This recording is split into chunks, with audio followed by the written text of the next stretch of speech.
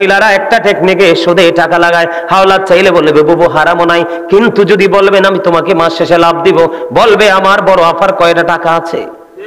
আসলে সত্যিকার অর্থে টাকাগুলো নিজের, কিন্তু সে আসলে নিজেকে নিজে ফাঁকি দিচ্ছে।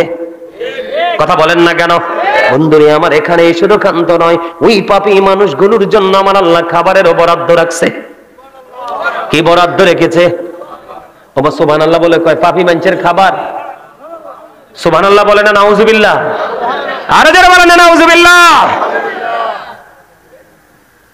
খাবার তো দুই ধরনের খাবার, একটা হলো শরবত, একটা হলো মধু, আরেকটা হলো মদ। খাবার তো দুই তিনটাই, ঠিক কিনা বলেন? আরো জোরে বলেন। এবার আমি আপনাদেরকে বন্ধু বলে দিতে চাই গো, কি ধরনের খাবার আমার আল্লাহ বরাদ্দ রেখেছে ওই মুনাফিক মার্কা জাহান্নামী পাপীদের জন্য। আল্লাহ কি ধরনের খাবার বরাদ্দ রেখেছে আমার দিকে তাকান। কোরআনে এসেছে একটা খাবার পেয়েছি, কাঁটাযুক্ত বিষাক্ত খাবার, যেটার নাম হলো বন্ধু জাক্কুম। যেটার নাম কি? জাক্কুম। এটা বিষাক্ত ফল। একটা ফোঁটা জাক্কুম যদি আজকের এই শিবা খোলার জমিনে পড়ে রে, এই শিবা খোলার জমিনে যদি মাত্র একটা ফোঁটা জাক্কুম যদি এই মুহূর্তে পড়ে, ও বন্ধু বাংলাদেশ থেকে আমেরিকা বিমানে যাইতে লাগে 23 থেকে 24 ঘন্টা। কথা বলেন না কেন? কয় ঘন্টা? 23 থেকে 24 ঘন্টা লাগে বন্ধু আমেরিকা যাইতে। আর এই আমেরিকা যাইতে বন্ধু 23 থেকে 24 ঘন্টা লাগে রে বিমানে যাইতে। ও বন্ধু, এই মুহূর্তে যদি শিবা খোলার জমিনে যদি একটা ফোঁটা জাক্কুম পড়ে, তাৎক্ষণিকভাবে ওই আমেরিকার জমিন পর্যন্ত বিষাক্ত হয়ে যাবে। এবার বোঝেন এটা কত ভয়ঙ্কর বিষাক্ত। কিয়ামত পর্যন্ত এই পৃথিবীতে কোনো শস্য জন্ম হবে না, কোনো ফল ফলাদি জন্ম হবে না। ও বন্ধু, এই ভয়ঙ্কর খাবার জাহান্নামীদের জন্য, ওই মুনাফিক মার্কা মুসলমানের জন্য বরাদ্দ। এখানে শুধু ক্ষান্ত নয়, এটা কোরআন থেকে খবর পেয়েছি, হাদিস শরীফের মধ্যে এসেছে। আমার রাসূল বলেছেন ওই পাপীদের জন্য আরেকটা খাবার বরাদ্দ, যেটার নাম হলো শিবা কলার মানুষ। আমার ভাই, আমার বাবা গো, আমি আমার মা বোনদেরকে ডেকে ডেকে বলছি গো, কেমন করে বুঝাইলে তোমাদের হৃদয় পর্যন্ত পৌঁছাবে আমার কথাগুলো, সেই খবর জানা নাই। আমি চেষ্টা করি বন্ধু তোমাদেরকে একটু বোঝানোর জন্য, মানসিকতা একটু চেঞ্জ করার জন্য, পরিবর্তন করার জন্য। গভীরভাবে চিন্তা করে দেখো, রাসূল বলেছে ওই মানুষগুলোর আযাব কত ভয়ঙ্কর, কত দিকের আযাব হবে।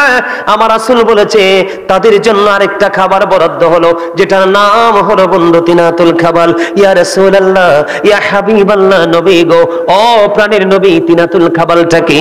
ইয়া রাসূলুল্লাহ, আমার রাসূল বলেছে এই তিনাতুল খাবালটা হলো আরেকটা জাহান্নামের নিংড়ানো রক্তপুঞ্জ। রক্তপুঞ্জ কি খাওয়া যায়? আর জোরে বলেন, খাওয়া যায়? পৃথিবীতে একটু ফোড়া হয়, ইনফেকশন হলে পুঁজ বের হয়ে আসে, একটু জায়গা মাত্র ক্ষত হয়, আর ওখানকার পুঁজটা হবে অত্যন্ত মারাত্মক, বিপজ্জনক। আর একটা জাহান্নামী পচে পুরো লিকুইড হয়ে যাবে। ওই জাহান্নামীদের জন্য খাবারটা বরাদ্দ আছে বন্ধু। শুধু এখানে ক্ষান্ত নয়, ওই জাহান্নামীরা পিপাসার্ত হয়ে যাবে, কান্নাকাটি শুরু করবে, হাহাকার করতে থাকবে। আমার রাসূল জানিয়ে দিয়েছেন ওই পাপী মানুষগুলোর জন্য বন্ধু খাবার পানিরও ব্যবস্থা আছে। ওই পানিটা কেমন? এত গরম, এত উত্তপ্ত হবে। আমার রাসূল বলেছেন যখন তুমি পানি চাইবে, মাথার মধ্যে ওই পানিটা ঢেলে দেওয়া হবে। মাথার মধ্যে যখন ঢেলে দেওয়া হবে, অটোমেটিক্যালি তোমার পেটের মধ্যে ঢুকতে থাকবে। ঢোকার পরে এমন পরিস্থিতি হবে রে, ভিতরের মধ্যে যা কিছু আছে উত্তপ্ত গরম পানি, পৃথিবীর গরম পানির মতো নয়, ভিতরের মধ্যে ঢুকবে। ঢুকতে দেরি ভিতরের সব কিছুকে ওই জুসের মতো, ম্যাঙ্গো জুসের মতো, ফ্রিকার মতো বন্ধু সব কিছুকে লিকুইড করে ফেলবে। ওই লিকুইড করার পরে এটা কিন্তু পেটের মধ্যে সীমাবদ্ধ থাকবে না। আল্লাহর হাবিব সরকারে মাদিনা তিনি বলে দিয়েছেন এটা পেটের মধ্যেই শুধু সীমাবদ্ধ থাকবে না, দুই রানের মধ্যখান দিয়ে বন্ধু লিকুইডে বিষাক্ত জিনিসগুলো বেয়ে বেয়ে গলে গলে পড়তে থাকবে। ওই যে একটু আগে বলেছি, আমার আল্লাহ বলেছে বান্দা, ও শিবা খোলার মানুষ রে, আমার আল্লাহ বলেছে বান্দারে সাবধান হও, এখনো সময় আছে। আলেমদের সাথে প্রেমের ডুরি লাগা, হক্কানি আলেমের সাথে প্রেম লাগাইয়া নিজের লাইফ স্টাইলটাকে চেঞ্জ করে ফেলো। আমার আল্লাহ বলেছেন ইন্না বাতাশা রাব্বিকা লাশাদীদ, আল্লাহর ধর, আল্লাহর পাকড়াও বড় শক্ত, বড় কঠিন। বান্দাকে খুব শক্ত করে ধরবে। আল্লাহ বলেছেন ধরার পরে কি করবে? ইন্নাল্লাহা সারিউল হিসাব, আল্লাহ খুব তাৎক্ষণিকভাবে কুইকলি আপনার আমার কাছ থেকে হিসাব নেবে। ওই হিসাব নেওয়ার পরে বন্ধু কারো জীবনে নিয়ামত নেমে আসবে, আর কারো জীবনে বয়ে আনবে কিয়ামত। যারা কিয়ামতের অন্তর্ভুক্ত হয়ে যাবে, যে একটু আগে বললাম গরম পানি মাথায় দেওয়া হবে, পেটে ঢুকবে, বন্ধু লিকুইড হয়ে বের হতে থাকবে, বের হতে থাকবে, আর চিৎকার করতে থাকবে, কান্নাকাটি করতে থাকবে, হাহাকার করতে থাকবে। সেদিন কাউকে সেই খুঁজে পাবে না, কারণ পৃথিবীতে কোনোদিন আলেমদেরকে ভালোবাসে নাই, মন থেকে সম্মান করে নাই, এবং রাসূলকে ভালোবাসে নাই, সম্মান করে নাই। এই কারণে তার জীবনে কোনোদিন সে আলোর সন্ধান খুঁজে পায়নি। বন্ধু এই জন্য আমি বলেছি, আল্লাহ আরো জানিয়ে দিয়েছে বান্দারে, ওখানে কোনো ধরনের কোনো বেনিফিট তুমি পাবে না, কোনোভাবে তুমি বেনিফিশিয়ারি হতে পারবে না, কারণ তুমি বেনিফিশিয়ারি হওয়ার মতো বাবা কাজ তুমি করতে পারোনি। আল্লাহ ধরবে খুব শক্তভাবে, হিসাব নিবে বন্ধু চুকিয়ে চুকিয়ে। আল্লাহ বলেছেন বিপদে যখন পড়বা কোন ধরনের কোনো সাহায্যকারী পাবা না। ওমা লিযালিমিনা মিন আনসার, আল্লাহ বলেছেন তোমাদের জন্য কোনো সাহায্যকারী নাই। শুধু সাহায্যকারী নয়, এটা নয়, আমার আল্লাহ বলেছেন লা ইয়ামুতু, মরতে পারবা না, ফিহা ওয়ালা ইয়াহিয়া, বাঁচতে পারবা না, ওমা হুমান বিগাইবিন, ওখান থেকে তুমি পালাইতেও পারবা না। জোরে জোরে কন্যা নাউজুবিল্লাহ। এবার একটু এক্সাম্পল দেব, একটু ছোট্ট ছোট্ট করে এক্সাম্পল। আপনাদের শিবা খোলার মধ্যে মানুষ সুদ খায়নি? খায়। ওই যে জাহান্নামী মুনাফিকদের আর একটা চরিত্র, বন্ধু আমার দিকে তাকান। বন্ধু মুনাফিকের কিন্তু কয়েকটা চরিত্র আছে, আছে না নাই? কথা যখন বলবে মিথ্যা বলবে, আমানত রাখলে বন্ধু খেয়ানত করে ফেলবে। কথা বলেন না কেন? কথা দিয়ে মুনাফিক কথা রাখবে না। মুনাফিক তুমি কেমন করে হয়েছো? আল্লাহ রাব্বুল আলামিন রুহানিয়াতের জগতে সকল আত্মাদেরকে নিয়ে মিটিং করেছিলেন। ওই মিটিং এ আল্লাহ রাব্বুল আলামিন আপনার আমাদের সকল আত্মাকে প্রশ্ন করেছিলেন, আলাস্তু বিরাব্বিকুম, আমি কি তোমাদের প্রভু নই? আমরা সকলে বলেছিলাম ক্বালু বালা, হ্যাঁ আপনি আমাদের প্রভু। কিন্তু এই উত্তরটা দিয়েছিলেন সর্বপ্রথম আপনার আমার প্রাণের নবী। জোরে জোরে কন্যা সুবহানাল্লাহ, আর জোরে বলেন না সুবহানাল্লাহ। আল্লাহ রাব্বুল আলামিন পবিত্র কালামে হাকিমে বলেছে, বান্দা আমি তোমাদেরকে তো সুন্দর করে বানাইছি রে বান্দা, কি এমন জিনিস পেয়ে গেলা যেই জিনিস তোমাদেরকে একেবারে ব্ল্যাক করে দিয়েছে, কালো করে দিয়েছে? বন্ধু তুমি সূরা 3 খুলে দেখো, আমার আল্লাহ বলেছেন লাকাদ খালাকনাল ইনসানা ফি আহসানি তাকওয়িম। আমার আল্লাহ বলে দিয়েছেন আসমান জমিন চন্দ্র সূর্য 18,000 মাখলুকাত 80,000 আলমের মধ্যে সর্বশ্রেষ্ঠ হলে তোমরা মানুষ। তোমরা চেয়ে দেখো, আমরা একজন আরেকজনকে কালো বেটে বলে সম্বোধন করে কথা বলি কি বলি না? কিন্তু আপনার আমার কাছে বৈষম্য আছে। আমার আল্লাহ এক কথাই বলে দিয়েছেন সূরা 3 এর মধ্যে, আপনাকে আমাকে আল্লাহ সুন্দর করে বানাইছে, কিন্তু আপনি আমি কেন সুন্দর থাকতে পারলাম না? প্রশ্ন আপনি আপনার বিবেককে করেন বন্ধু।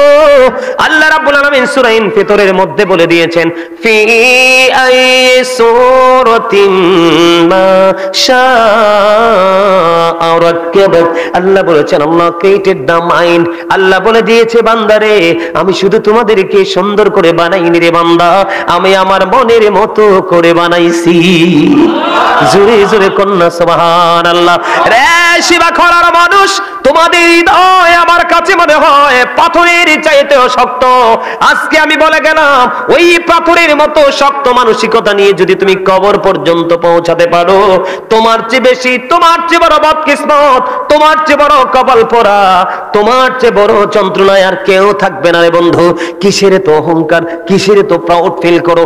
আজকে দেখলাম ছোট্ট ছোট্ট 3টা শিশু ট্রেন থেকে দুষ্টমি করতে করতে পড়ে মারা গেল। যেই কোনো মুহূর্তে তোমার মৃত্যু হতে পারে, তুমি কি নিয়ে যাবে? একটা বার ভাবো তুমি ওপারের বাজারটা করতে পেরেছো কিনা? বাজার করছেন নিজের বিবেককে প্রশ্ন করেন, আমরা কি বাজার করেছি? বাজার আমরা করতে পারিনি। পৃথিবী নিয়ে ব্যস্ত, একজন 2 তালা করছে, আমি 3 তালা করবো, ঠিক কিনা বলেন? আমি এক্সাম্পল যেটা দিই, কয়েকটা এক্সাম্পল আমি দিই। আপনাদের এলাকায় সুদখোর আছে না নাই? সুদখোর কিন্তু মিথ্যা বলে টাকা লাগায় সুদে। হাওলাত চাইলে বলবে বাবারে নাই। যদি সুদের কথা বলেন বলবে আমার বড় ভাইয়ের, ভাইয়ের আর খালার শ্বশুরের বিভিন্ন অজুহাত দিয়ে বলবে অমুকের টাকা আছে। কথা বলেন না কেন? মহিলারা একটা টেকনিকে সুদে টাকা লাগায়, হাওলাত চাইলে বলবে বুবু হারামও নাই, কিন্তু যদি বলবেন আমি তোমাকে মাস শেষে লাভ দিব, বলবে আমার বড় আফার কয়টা টাকা আছে। আসলে সত্যিকার অর্থে টাকাগুলো নিজের, কিন্তু সে আসলে নিজেকে নিজে ফাঁকি দিচ্ছে। কথা বলেন না কেন? আমি আপনাদেরকে বলি, আমার নবী যখন মেরাজে গেলেন, মেরাজে যাওয়ার পরে জাহান্নামের দিকে নজর দিলেন, চাইয়া দেখলেন এক একটা মানুষের পেট এক একটা ঘরের মতো বড় বড়। জিব্রাইলকে প্রশ্ন করলেন, ভাই জিব্রাইল, এই মানুষগুলা কারা রে? এবার জিব্রাইল উত্তর দিলেন, ইয়া রাসূলুল্লাহ, এই মানুষগুলো হলো দুনিয়ার সুদখোর। আমার নবী বললেন, ও জিব্রাইল, আমি ওই মানুষগুলোর পেটের দিকে নজর দিয়ে চাইয়া দেখলাম, ওদের পেটের মধ্যে শুধু সাপ আর বিচ্ছু দেখা যায়। জোরে জোরে কন্যা নাউজুবিল্লাহ, আর জোরে বলেন না নাউজুবিল্লাহ। ও বন্ধু, যেই ব্যক্তি সুদের মাধ্যমে 1 টাকা উপার্জন করলো, সে যেন তার গর্ভধারিণী মায়ের সাথে 36 বার যেন সে জিনা করলো। আর জোরে বলেন না নাউজুবিল্লাহ। এবার আসেন, আপনার সমাজের মধ্যে বন্ধু গীবতকারী আছে না নাই?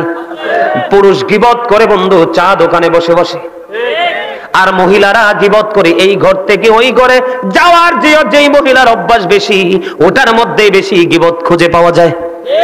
আর জোরে বলেন ঠিক না বেঠিক? আমার আল্লাহ কোরআনে বলেছেন, আল ফিতনাতু আশাদ্দু মিনাল কতল, সমাজের মধ্যে গোলযোগ সৃষ্টি করা, সমাজের মধ্যে বিশৃঙ্খলা সৃষ্টি করা হত্যার চেয়ে বড় জঘন্য অপরাধ। যেই মুরব্বী বা ছেলেরা শপিং মল বন্ধ দোকানপাট চৌমনি পছন্দ করে, এদের দ্বারা বেশি গীবত হয়। আপনি মানেন বা না মানেন, এটাই বাস্তব সত্য। কারণ আপনাদের কাছে আজকে এসেছি আমি অতিথি হয়ে, কিন্তু আমিও তো কোনো না কোনো সমাজে বসবাস করি। কথা বলেন না কেন? আমার কথা কি বুঝে আসে? খারাপ লাগে? বাড়ি চলে যাবেন নি একটু পরে? অনেক আলোচনা বাকি আছে, শেষ করে যাব। শুনতে রাজি আছেন? কে কে রাজি আছেন? এই জন্য বন্ধু, আমার একটা গজল লেখা আছে, আমি কিন্তু একজন রাইটার। আমার লেখা একটা গজল আমি জালেমদেরকে নিয়ে লিখেছি। কোন সময় লিখছি জানেননি?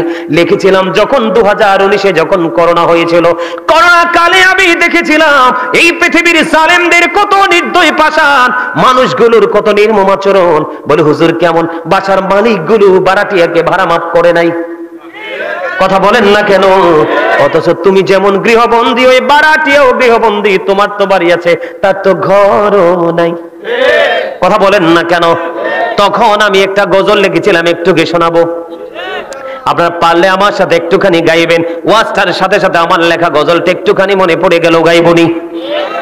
বন্ধু, একটুখানি হৃদয় দিয়ে শুনবেন আমার গজলের কথাগুলো। সুর না, গজলের কথাগুলো একটু খেয়াল করবেন। আমি গজলটা গাইবো।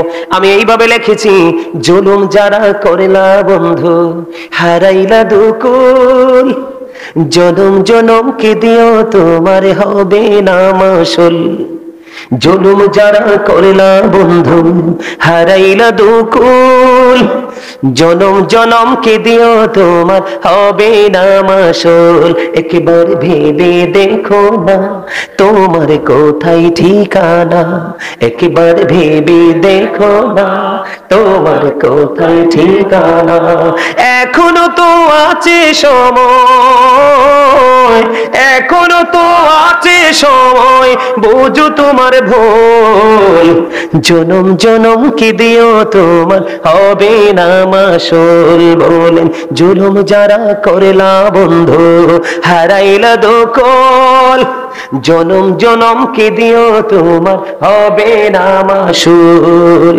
বৃষ্টি যখন আসে বন্ধু, শীতল মরুভূমি, তওবা করো ক্ষমা পাবে বলে গেলাম আমি। বৃষ্টি যখন আসে বন্ধু, শীতল মরুভূমি, তওবা করো ক্ষমা পাবে বলে গেলাম আমি। তোমার জীবনে মোহনা কোথায় সে তো জানো না, তোমার জীবনে মোহনা কোথায় সে তো জানো না। ক্ষমা যদি না পাও বন্ধু, ক্ষমা যদি না পাও বন্ধু, পাবে না তো কুল। জনম জনম কে দিও তোমার হবে না মাসুল। মারহাবা। অনেক লম্বা গজলটা, যদি ভালো লাগে অনলাইনে পুরোটা গাওয়া আছে, ওখান থেকে শুনবেন। কথাগুলো বুঝতে পারছেন কিনা? বন্ধু, আপনি জুলুম করে করে টাকার পাহাড় গণলেন, কিন্তু খাইয়া যাইতে পারবেন না। কথা বলেন না কেন? এইরকম কি আমরা দেখছি কিনা? অনেক আরো জোরে বলেন দেখছি কিনা। এই জন্য বন্ধু, আপনি যতগুলো অপরাধ করতেছেন, আপনার প্রত্যেকটা অপরাধ আপনার নিজের উপর আসতেছে, কারণ আপনি নিজের উপর নিজে জুলুম করতেছেন। যেমন আপনার আমার সমাজে গীবতের প্রচলন আছে না নাই? বন্ধু, আমি আপনাদেরকে বলি, কাল হাসরের ময়দানে আমার নবী একদিন সাহাবাই কেরামদেরকে দাঁড়িয়ে রইলেন, সাহাবাই কেরামদেরকে নিয়ে দাঁড়িয়ে রইলেন। হঠাৎ করে একটা দুর্গন্ধযুক্ত বাতাস আসলো। বাতাস আসার পরে সাহাবাই কেরাম সহ তারা অনুভব করতে পারলেন অত্যন্ত দুর্গন্ধযুক্ত একটা হাওয়া তাদের নাকে এসে লাগলো। এখন নবীজি প্রশ্ন করলেন, ও সাহাবাই কেরাম, সাহাবীরা রে, তোমরা কি বুঝতে পেরেছো এই দুর্গন্ধটা কোত্থেকে এসেছে? এবার সাহাবাই কেরাম বললেন, ইয়া রাসূলুল্লাহ, ইয়া হাবিবাল্লাহ, নবী গো, না না না, এই দুর্গন্ধটা কোত্থেকে এসেছে আমরা বুঝতে পারিনি, জানতে পারিনি। ইয়া রাসূলুল্লাহ, আমরা বুঝিনি। এবার আমার রাসূল বললেন, এই দুর্গন্ধ আসছে ওই ব্যক্তি থেকে যেই ব্যক্তি, একজন ব্যক্তি তার ভাইয়ের গীবত করতেছে, আর ওই গীবতকারীর পক্ষ থেকে আসছে এই দুর্গন্ধ। জোরে জোরে কন্যা নাউজুবিল্লাহ। এবার গীবত কত ভয়ঙ্কর জিনিস বুঝতে পারছেন নি? আরো জোরে বলেন, কত ভয়ঙ্কর বুঝতে পারছেন নি?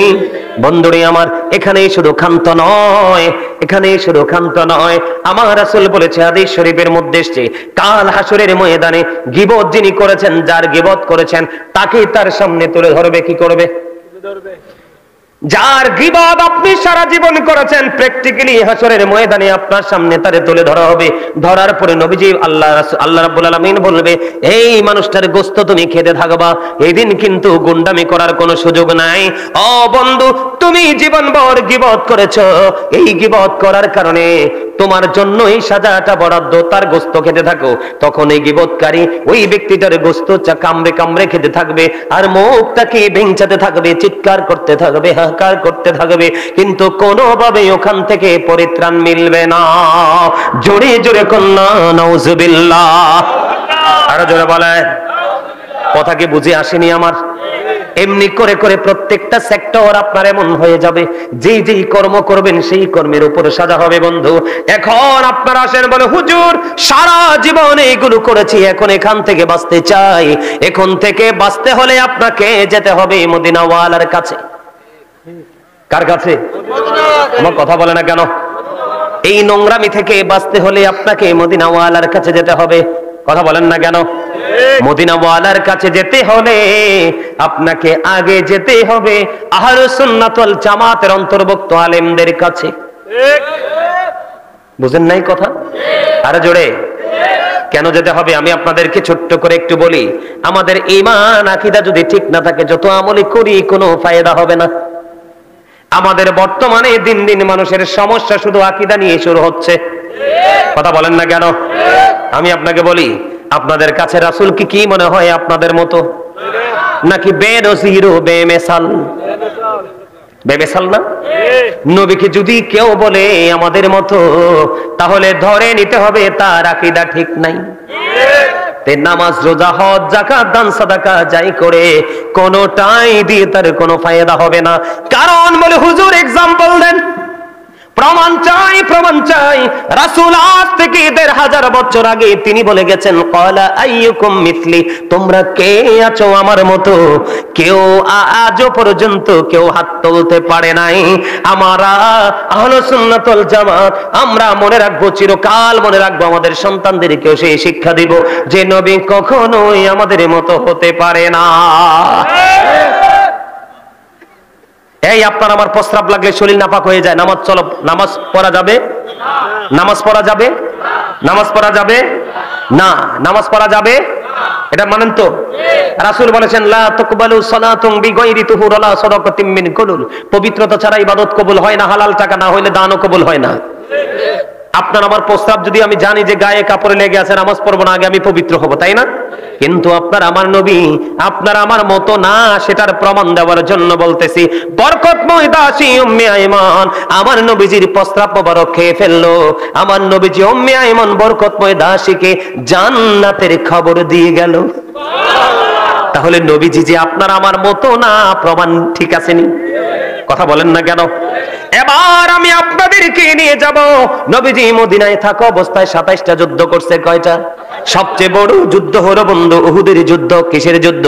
সবচেয়ে বড় যুদ্ধ হলো উহুদের যুদ্ধ।